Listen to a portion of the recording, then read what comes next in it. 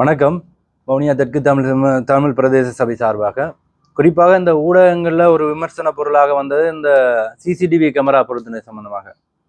உண்மையிலே ஒன்றை யோசிச்சு கொள்ளணும். இந்த கடவுளுக்கு பயப்படுறாங்களோ இல்லையோ கண்காணிப்பு கேமராக்களுக்கு தான் பயப்படுறாங்க. ஏன்னா அதன் அடிப்படையில் இந்த கண்காணிப்பு கேமராக்கள் பொருத்தப்பட்டதுக்கு அமைவாக இன்றைக்கு பாரிய அளவு குற்றச்சாட்டுகள், அதாவது குற்றச்செயல்கள், குறிப்பாக சொல்லப்போனால் இந்த போதைப் பொருட்கள் சம்பந்தமானது, இந்த சூழல் மாசுபடுத்துறது சம்பந்தமான நிறைய இந்த குற்றச்செயல்களை இன்றைக்கு தடுத்திருக்கு வவுனியா தெற்கு தமிழ் பிரதேச சபை. சரியோ, ஒன்றை யோசிச்சு கொள்ளணும். இன்றைக்கு நல்லூர்ல இருக்கு அல்லது கொழும்பு மாநகர சபை அப்படி இருக்கிற நேரம் இவ்வளவு பெரிய கிட்டத்தட்ட ஒரு 70-80 ஆயிரம் மக்கள் தொகையை கொண்ட இந்த வவுனியா தெற்கு தமிழ் பிரதேச சபையில முதல் முறையாக இந்த கண்காணிப்பு கேமராக்கள் மூலம் இந்த விஷயங்களை நாங்கள் செய்து கொண்டு வர உண்மையில அதை ஊடகங்களும் சரி மக்களும் சரி இதை வரவேற்கணுமே தவிர இதை மலினப்படுத்தக்கூடாது. இன்னொரு விஷயம் என்னென்றால் இந்த கேமராக்களை நாங்கள் வவுனியாவில் உள்ளவங்களுக்கும் எல்லாருக்குமே அறிவித்தல் கொடுத்து தான் இதை இப்படியான விஷயங்கள் நீங்கள் எங்களுக்கு செய்து தரோன்னு சொல்லி அதுக்கு அமைவாக ஒரு சிலர் விண்ணப்பிச்சிருந்தாங்க. ஆனால் ஒரு நிறுவனம் மட்டும்தான் இதை செய்வதற்கு தயார் நிலையில முன் வந்திருக்கு. சரியா, இன்னொரு விஷயம் இருக்கு. இந்த பராமரிப்பு அல்லது இதனுடைய தொழில்நுட்ப சார்ந்த ஒரு பிரச்சனைகள், இதனுடைய வாரண்டி அல்லது இதனுடைய உத்தரவாதம், அதை எல்லாமே சகலதுமே ஒரு நிறுவனம் பொறுப்பேற்று அதற்கு அமைவாக தான் இந்த கண்காணிப்பு கேமராக்கள் பொருத்தப்பட்ட விஷயமானது செய்து கொண்டிருக்கும். இன்னொன்று இருக்கு என்னென்றால் இதை ஏன் நாங்கள் சபைக்கு சொந்தமா வாங்கக்கூடாது, அதுல ஒன்று தெளிவான விஷயம், அதை தெளிவுபடுத்த வேண்டிய கட்டாயம் எங்களுக்கு இருக்கு. என்னென்றால் ஒரு விஷயத்தை இந்த கேமராவை நாங்கள் சொந்தமாக நாங்கள் கொள்வனவு செய்து நாங்கள் பூட்டுவோமா இருந்தால் நாளைக்கு அது பழுதாயிருக்கலாம், அல்லது அது உடைப்பட்டாலோ அல்ல களவு போனாலோ அது பிரேசைட சொத்துல அழிவாகத்தான் கருதும் அல்லது இழப்பாகத்தான் கருதும். ஆனால் இது ஒரு தனியார் ஒருவருக்கு வழங்கப்பட்டால் அவருக்கான முழு பொறுப்புமே அவர்தான். ஒன்று உடைஞ்சாலோ அல்லது பழுது வந்தாலோ அதை செய்து தர வேண்டிய பொறுப்பு அவருக்கு தான் இருக்கு. ஆகவே ஒப்பீட்டு அளவில் பார்க்க போனால் எங்களுக்கு அந்த இழப்பை, அதாவது எங்களுடைய இன்வென்ட்ரி, எங்களுடைய சொத்து இழந்து போறதை விட தனியார் ஒருவருக்கு இதை வழங்கி இருப்பதன் ஊடாக எங்களுக்கான வருமானம் தான் அதிகரித்திருக்கே தவிர எங்களுக்கான இழப்பீடுகள் இதுல இல்லை. என்றால் இன்னொரு விஷயம் இருக்கு. இது மக்களால கோரிக்கை வைக்கப்பட்டது பலவாறு, அதாவது கௌரவ உறுப்பினர் அத்தனை பேராலையும் கோரிக்கை வைக்கப்பட்டது. இந்த தொழில்நுட்பம், அதாவது இந்த சிசிடிவி கேமராக்கள் எங்களுடைய பிரதேசங்களுக்கு வேணும் என்று. அதற்கமே கிட்டத்தட்ட இன்றைக்கு போதைப் பொருள் ஒழிப்பா இருக்கட்டும், இங்க ஒரு விஷயம் இன்னொன்று இருக்கு. பிரதேசபையால் எங்களுடைய கவுன்சிலால இந்த கேமராக்களை நாங்கள் பராமரிப்பமாக இருந்தால் அதுக்கான லேபர் 2 பேர் இருக்கும். எந்த நேரமும் ஒரு போலீஸாரோ அல்ல ஊடகங்களோ ஒரு விஷயங்களோ அல்ல விபத்தோ ஏதோ ஒன்று சொன்னால் நாங்கள் அதை எடுத்து கொடுக்கக்கூடிய மாதிரி அல்ல அந்த வீடியோக்குள்ள அவங்களுக்கு வழங்கக்கூடிய மாதிரியான வசதிகள் எங்களுக்கு இருக்கணும். அப்படி என்றால் எங்களுக்கு என்ன செய்யணும், 2 லேபரை அதுக்காக நியமிக்கணும். அதுக்கான சம்பளம் யார் கொடுக்குற? கவுன்சில் தான் கொடுக்கும், பிரதேசபை தான் கொடுக்கணும். ஆனால் இன்றைக்கு அந்த ஒரு தனியார் நிறுவனத்துக்கு வழங்கப்பட்டதுக்கு அமைவாக அதன் முழு பொறுப்புமே அவர்களோட தான் இருக்கு. முழு பொறுப்புமே அவருக்கு. இன்னொன்று இருக்கு. இப்ப நீங்கள் ஆர்டிஐல எக்கச்சக்கம் கிட்டத்தட்ட ஆர்டிஐ எல்லாம் எடுத்து பார்த்தால் 50-100 கேள்வி இருக்கு.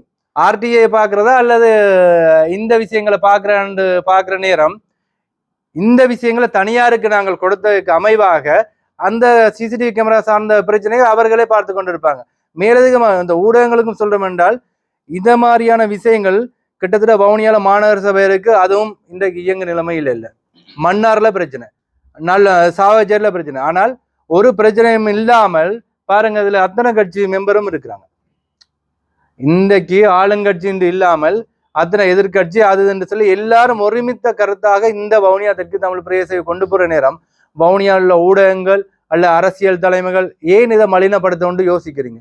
ஆகவே நீங்களும் இதை எதிர்பார்க்கிறீங்களா? இந்த வழக்கு அல்லது பிரச்சனைகளோடு சம்பந்தப்பட்டு இந்த சபையும் இயங்கக்கூடாதுன்னு நீங்கள்லாம் எதிர்பார்க்குறீங்களா? இதுதான் உங்களை ஒன்று இயங்கினாலும் பிரச்சனை, இயங்காடியும் பிரச்சனை. ஒன்று இயங்கினா இது நாள் வரைக்கும் யோசிச்சு பாருங்க, எங்கேயாச்சும் சிசிடிவி பூட்டி இருக்கா? இந்த ஊடகங்களுக்கு ஏதாச்சும் ஒரு விபத்தோ அல்லது ஒரு குற்றச்செயலோ சம்பந்தப்பட்ட அங்கே காணொலிக்கு வழங்கக்கூடிய வசதிகள் இருக்கா இல்லையா? அல்ல போலீஸாருக்கு வழங்கக்கூடிய வசதிகள் இருக்கா இல்லையா? இன்றைக்கு நீங்க செக் பண்ணி பார்க்கலாம். 2 எங்களோட ஸ்டாஃப் இருக்கு. எங்கட எல்லாம் அந்த கேமரா பொறுத்த அந்த நிறுவனத்துல 2 ஸ்டாஃப் இருக்கு. அதுக்கான சம்பளம் யார் கொடுக்குற? சம்பளம் ஒருவேளை நாங்கள் இதை நாங்கள் அது பொறுப்பேற்று கொடுத்திருந்தால் அதுக்கும் நீங்க கேள்வி கேட்பீங்க, அதுக்கு சம்பளம் யார்கிட்ட இருந்து போறாங்க. ஆகையினால அப்ப உங்களுடைய விருப்பம் அல்ல உங்களுடைய எதிர்பார்ப்பு என்னவா இருக்குன்றதான் எங்களுடைய ஒரே ஒரு கேள்வியா இருக்கு. ஆகவே இன்னொன்று, இத மாதிரியான விஷயங்கள் நடக்கிற நேரம் இன்னும் இந்த வவுனியா தெற்கு தமிழ் பிரதேச சபையுடைய ஆட்சி காலம் முடிவுறதுல இத்தனை கிராமங்கள் பூராகவே ஒரு என்ன சொல்ற ஒரு ஸ்மார்ட் ஒரு கிராமங்களாக மாறுன்ற ஒரு நோக்கத்தோடு தான் இந்த கேமரா பொறுத்துறது அது இதுகள்லாம் நடந்து கொண்டிருக்கு. வேற எதுவும் கேள்விகள் இருக்கு அவங்களுக்கு இது சம்பந்தமானது? டெண்டர் அறிவித்தல் அல்லது இன்னொரு விஷயம் இருக்கு, இதுல இந்த ஆவணங்கள் இருக்கு, அதை செக் பண்ணி பார்த்து கொள்ளலாம். தனியா ஒரு நிறுவனம் மட்டுமே இது செயல்படுத்த இல்லை, இன்னும் 2-3 நிறுவனம், அதுவும் இந்த வவுனியா மாவட்டத்தை சேர்ந்த இன்னும் 2-3 நிறுவனங்களுக்கு தான் நாங்கள் கேட்டிருந்தோம். அவர்களும் அதை தந்திருந்தவங்க. ஆனால் ஒரு சில வசதிகள், அதாவது மேலதிக ஜிபி டேட்டா அல்லது இதை கண்காணிக்கக்கூடிய ஊழியர்கள் எல்லாத்தையும் இன்னொரு நிறுவனம் தான் பொறுப்பேற்றிருந்தது. அதன் அடிப்படையில் தான் இந்த நிறுவனத்துக்கு வழங்கப்பட்டிருக்கு. வேற எதுவும் இது சம்பந்தமான கேள்விகள்? இப்ப இந்த தெளிவுபடுத்தல் நான் நினைக்கிறேன் கேமரா சம்பந்தமாகவும் அல்லது இந்த வாகனங்கள் சம்பந்தமாகவும் தெளிவுபடுத்தல் உண்டு இந்த ஊடகங்களுக்கு வந்திருக்கும் நினைக்கிறேன். ஆகையினால ஒரு வினயமாக கேட்டுக்கொள்றோம் என்னென்றால், ஒரு உறுப்பினராக இல்லாமல், ஒரு பிரதேச உறுப்பினராக ஒரு சாதாரண இந்த வவுனியா மாவட்டத்தின் ஒரு பொதுமகனாக நாங்கள் உங்கள்கிட்ட கேட்கறது, தயவு செய்து விமர்சனங்களை, அதாவது ஆக்கப்பூர்வமான விமர்சனங்களை முன்வைங்க. அடுத்த கட்ட உங்களோட ஆலோசனைகள் இருந்தாலும் தவிசாளருக்கோ அல்லது இந்த பிரதேசவைக்கோ நீங்க முன்வைக்கலாம். இங்க ஆலோசனை பற்றி எல்லாமே இருக்கு. சரியா, இதை செய்யலாம், இப்படி செய்யலான்ட்டு நீங்களும் ஒரு சாதாரண ஒரு வரி செலுத்தக்கூடிய ஒரு சாதாரண ஒரு மனிதர் தான். ஆக உங்களுக்கு உரிமை இருக்கு, கட்டாயம் அதை செயல்படுத்த வேண்டிய தேவை எங்கள்கிட்ட இருக்கு. ஆகையினால ஊடகங்கள்கிட்டையும் கேட்கிறோம், ஊடகங்கள் சார்பாக பொதுமக்கள்கிட்டையும் கேட்கிறோம் என்னென்றால், வினைத்திறனான மக்கள் சேவை வழங்கக்கூடியதுக்கு உங்களுடைய ஒத்துழைப்புகளை நாங்கள் எதிர்பார்த்து நிற்கிறோம். வவுனியா தெற்கு தமிழ் பிரதேச சபை. நீங்க கேட்ட கேள்வி, அதாவது கட்சி சார்ந்த ஒரு பிரச்சனை இருக்கான்னு கேட்டீங்க தானே, அது தெற்கு தமிழ் பிரதேச சபையுடைய நடவடிக்கையா அல்லது இந்த தனிப்பட்ட ரீதியாகவோ அல்லது தவிசாளர் சார்ந்த விமர்சனங்களுக்கானதான்னு கேட்குறீங்களான்னு நான் கேட்குறேன். ஓகே, ஆனால் கட்சி சார்ந்து பிரதேச சபை நடவடிக்கைகளில் கட்சி சார்ந்த எந்த ஒரு நடவடிக்கையும் இல்லை. வெளி ரீதியாக தவிசாளருக்கு ஒருவேளை இப்போ நான் சொல்றேன், அவர் வேற கட்சி நான் வேற கட்சியாக இருந்தாலுமே தவிசாளருக்கு வேற ஒரு அழுத்தங்கள் பாதிக்கப்படுக நாங்கள் சந்தேகம் ஒன்று எங்களுக்கு வலுப்பெறுது. சரியோ, ஒருவேளை இந்த பொதுவாகவே ஏதாச்சும் ஒன்று ஒரு ஆக்கப்பூர்வமாக நடந்த வவுனியாவில் உள்ள நிறைய பேருக்கு பிடிக்காது. உண்மையாக தான் சொல்றோம், ஆக்கப்பூர்வமா. ஏன்னா இதுவரைக்கும் எந்த ஒரு அரசியல் தலைவர்களும் இங்கே வவுனியாவில் ஒன்றும் செய்யவும் இல்லை. காலகாலமா எல்லாரும் அமைச்சராகவும் எம்பியாகவும் டிசி சேர்மன் அதில் பாராளுமன்ற என்ன அப்படி ஆக்கப்பூர்வமா செய்திருக்காங்க, ஏதாச்சும் சொல்லட்டும் பார்ப்போம், ஏதாச்சும் சொல்லட்டும். இன்றைக்கு வரைக்கும் வவுனியா மாநகர சபை என்ன நிலைமையில இருக்கு? அந்த அங்காடி வியாபாரிகளை தூக்கி அங்கிருந்து அப்புறப்படுத்துன என்ன சொல்லி தூக்கி அப்புறப்படுத்துனீங்க? கடைசியில கடை கொடுக்குறேன்னு அது நிரந்தரமான கடையா கொடுத்து அப்ப எங்க போனது இந்த ஊடகங்கள் எல்லாருமே? எல்லாம் அங்காடி வியாபாரி தூக்கிட்டாங்க, நாங்க அதை செய்யவும் அபிவிருத்தி செய்யணும்னு தான் சொன்னேன்.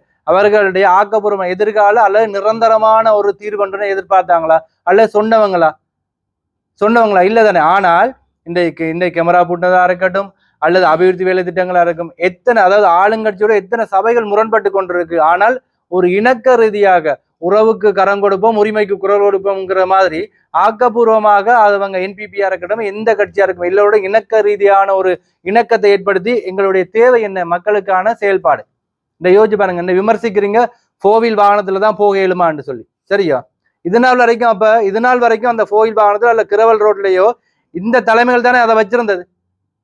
இந்த தலைமை இப்ப நாங்களும் அடிபட்டு கொண்டிருந்தால், எங்களுக்கு இந்த நீங்கள் ஆளுங்கட்சி அல்ல உங்களுடைய பாதைகளோ எதுவுமே எங்களுக்கு தேவையில்லை சொல்லி நாங்களும் அடிபட்டு கொண்டிருந்தால், எதிர்கால தலைமுறையும் இப்ப நாங்கள் கிரவல் ரோட்ல நடந்தோம், நாங்கள் இந்த குன்றும் குழியுமான ரோட்ல தான் நடந்திருக்கோம்னு சொன்னால் எங்களுடைய பிள்ளைகளும் இதே மாதிரி தான் போகும். ஆகையினால நாங்கள் சொல்றோம் என்றால், ஒரு இணக்க ரீதியான உரிமைகளுக்கு கட்சி பேதங்கள் அப்பால், கட்சி பேதங்களை ஒரு வினைத்திறனான ஒரு செயல்பாடு அல்ல நிர்வாகம் ஒன்று நடக்குன்னு சொன்னால் அதை தயவு செய்து விடுங்க. அல்லது நீங்களும் எதான் எதிர்பார்க்க இந்த மாநகர சபை அது மாதிரி குழம்பி கொண்டு அல்ல வழக்குல தான் போய் முடியும்னா விடுங்க. இன்னொரு 5 வருஷமும் வேஸ்டா போகும். வேற எதுவும் கேள்விகள் இருக்கு, உங்களுக்கு சந்தேகம் இருந்தால், ஊடகங்கள்ட்ட சந்தேகம் இருந்தால் தாராளமாக கேளுங்க. ஆனால் இந்தியோட இந்த இதுக்கான ஒரு நிரந்தர தீர்வு கொண்டு வரோன்னு நாங்கள் எதிர்பார்க்கிறோம். சரியா சேமன், நிரந்தரமான ஒரு தீர்வு இதுக்கு வரணும்.